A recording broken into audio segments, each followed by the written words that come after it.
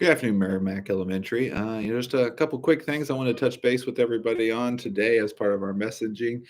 First, as you guys know, I want to just say a big thank you to our One School, One Book committee. They did a lot of work this last month on sharing some of those books and getting those out to everybody. We got a lot of pictures, made a video that was shared as a celebration with a lot of the kids today, and was shown all the classrooms. So just really we love having that opportunity for the whole community to come around and do something together, especially around reading. So it was great to kind of share some of those. We got our bright shirts on today as we were looking to promote that ways of making sunshine like Ryan and our book did. So hopefully you guys all enjoyed that book and enjoyed that time.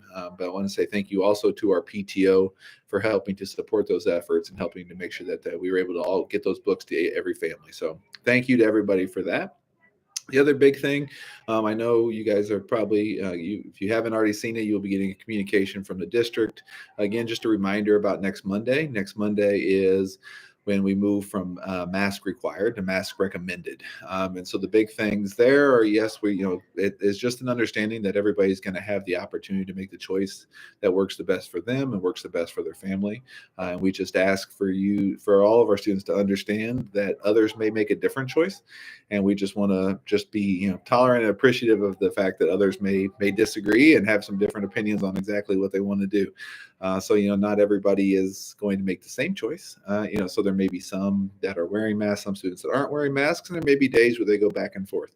But we want to allow that and just be able to show respect and appreciate one another, and not use it as a way to cause division or any of those kinds of things. So we appreciate you if you want to have a conversation with your kids about your family's decision and what you're looking for, and just talking to them about the fact that others may be making a different choice, and just let each be what they let each person make those choices for themselves, and that includes staff.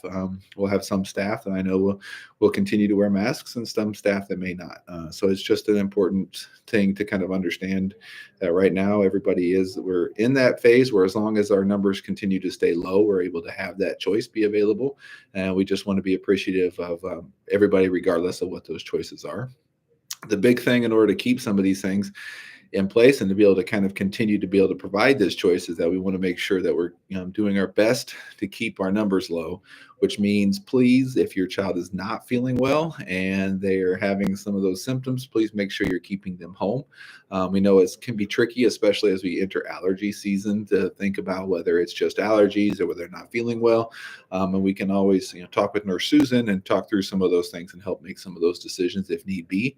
But just know that we really want to focus on the fact that it's not that we don't want your child here at school. We do. We just also want to make sure we're keeping as many of the kids here at school as possible. So if your child is not feeling well, please make sure that you're respecting that and listening to them. And we understand. We would appreciate you just kind of keeping them home that day if they're not feeling well. So that's one big thing, is just that move to mask recommended. And like I said, I know that Dr. Patel will be sending some communication out. If you haven't already gotten it, that will help you kind of, read through some of these other things. But I also wanted to mention it on here today. The other piece that was kind of coming up is field trips. I know our fourth and fifth grade are looking to do some field trips as we're getting back into being able to do that. Our fourth and fifth grade are potentially going to be heading out to go fishing. But we need some volunteers for that. And a couple of years ago, actually, almost right as the pandemic was hitting, there was a new law that came from the state that required additional a little bit more deeper background checks on anybody who potentially could be working with small groups of kids, especially if they're alone with them. Or so, like on some of the field trips, like zoo field trips or some of that, where we may have parent chaperones that are helping to supervise kids.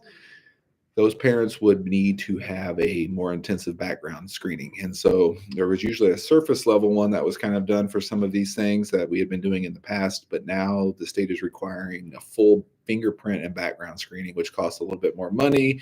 There's usually an appointment time that's set up, and it's a little bit more of a hassle. But I just want to say we can help address any questions you may have if you have any questions about what that may look like. But we really are hoping we can still get a fair number of volunteers to be able to work for those things, because it's going to be hard to do some of these trips without those volunteers. So If you are considering, we're asking, please, if it's possible and you know you may be able to do it, you feel like you can, to go ahead and do that and sign up for us so that we can try to get some of those volunteers back in and helping us kind of get some of those things started. So, those were two big things I just wanted to kind of talk about today.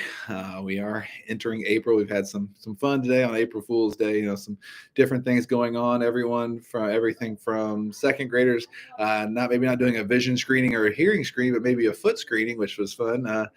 To our fourth graders pulling a prank on one of their teachers today and hiding out and setting up something with Mrs. Schenker where they all hid at the beginning of the day and made their teacher think that none of them were coming to school today. So lots of fun on April Fools as we're kind of getting some of those things started. So hopefully they'll get their pranks out and you guys won't get too many of them at home. So hope everybody has a great weekend. Have fun, stay safe, do be well, and we look forward to seeing everybody come next Monday.